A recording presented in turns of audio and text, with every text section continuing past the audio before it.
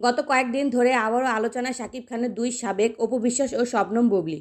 বরং বলা যায় শাকিব খানকে ইস্যু বানিয়ে আলোচনায় থাকছেন এই দুই নায়িকা। সে কারণে ক্ষুব্ধ ঢালিউডের এই শীর্ষ নায়ক ও তার পরিবার।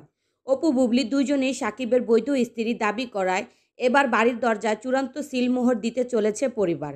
এই দুই নায়িকাকে বাসায় আসা নিষিদ্ধ করার পাশাপাশি শাকিবের বিয়ের পাত্রী খুঁজছেন তারা।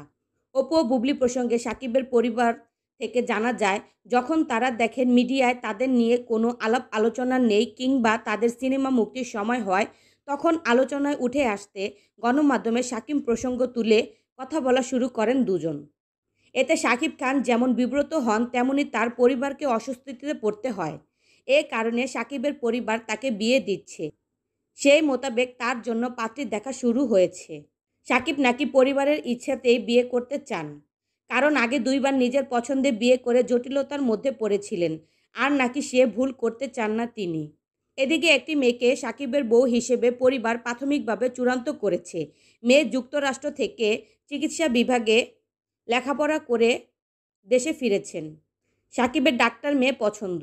কিছুদিন পরপর অপু ও বুবলী শাকিবের সম্পর্ক নিয়ে গুজব রটে। তাই এবার তাদের দুজনকেই কড়াকড়িভাবে বাসায় আসতে বারণ করেছেন শাকিব ও তার পরিবার।